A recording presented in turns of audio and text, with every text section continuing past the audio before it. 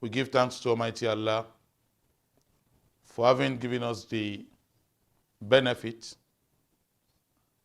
to have counted us among the people who are still living, for Him to have kept us alive. He has His reasons. And for Muslims, for we Muslims, we have to reflect as we approach the month of Ramadan.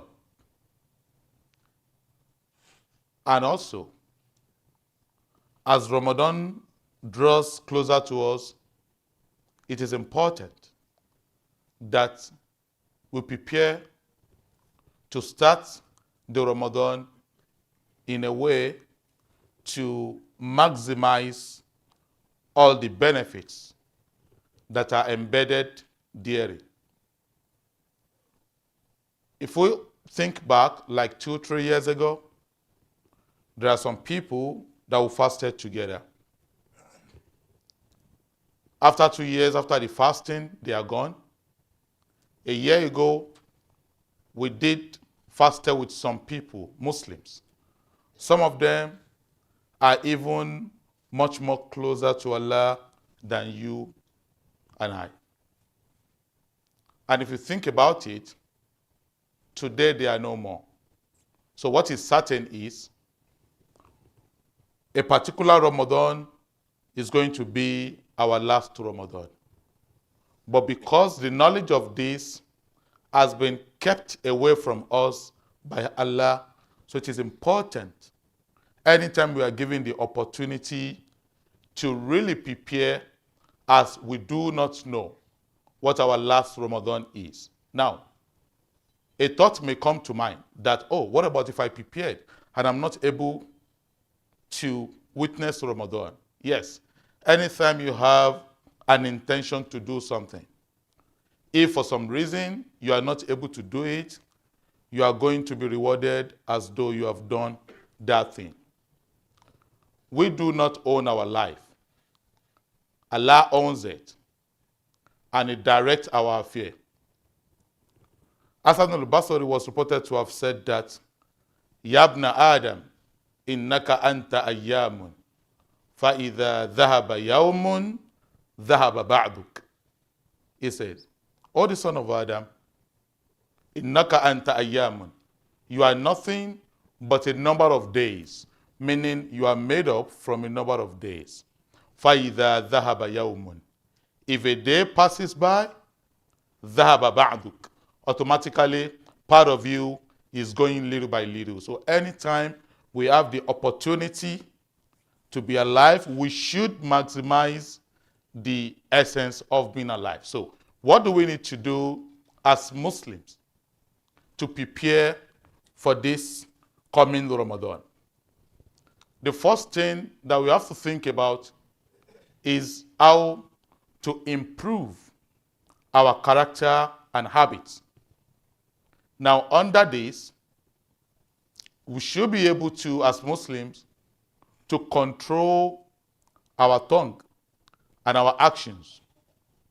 We should avoid backbiting, unwarranted argument, and wasting people's time, or even wasting our time. Someone walk up to us and tell us, oh, you see that sister? She's fond of herself. She thinks she's this. All you have to do as a Muslimah is just to walk up to that same sister and just drag her hand to the same person that told you so and so about her, and tell the person that, oh, she said so and so about you. So probably you can figure it out with her. Next time she won't say such a thing. You do not allow people to drag you in something that doesn't belong to you. As Muslim, even outside Ramadan, we are not allowed to backbite, and it becomes more sin when we do the same thing in Ramadan. An example or an incident that always comes to mind is the incident of a man who woke his son up for them to have Qiyamul Layl.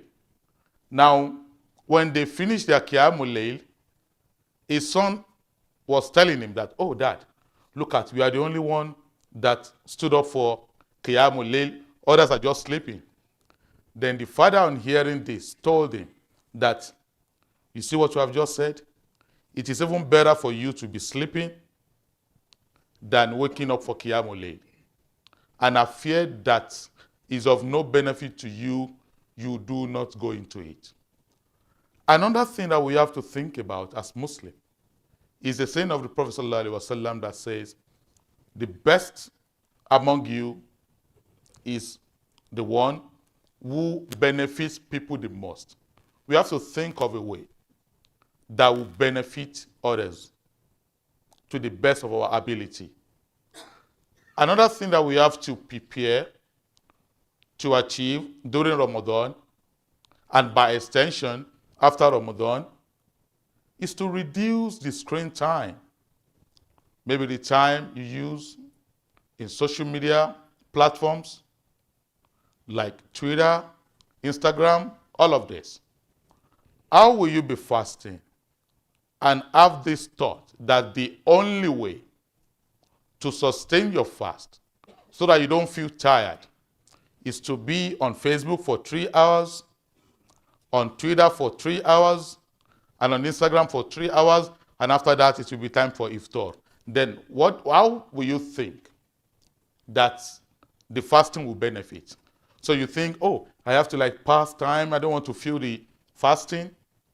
Is that the purpose of fasting?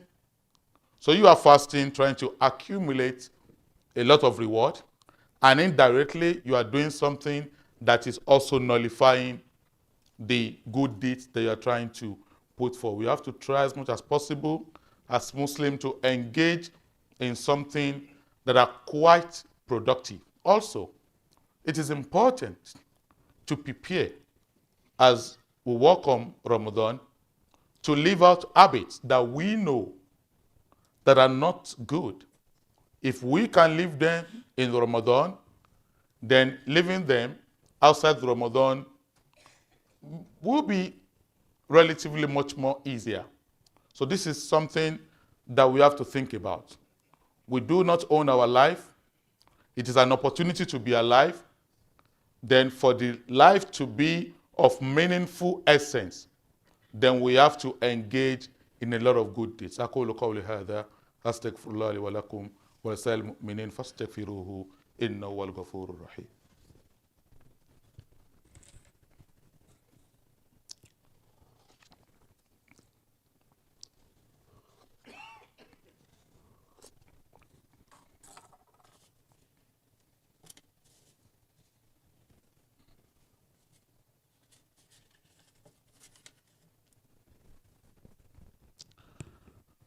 الحمد لله رب العالمين ثم الصلاة والسلام على من لا نبي بعده.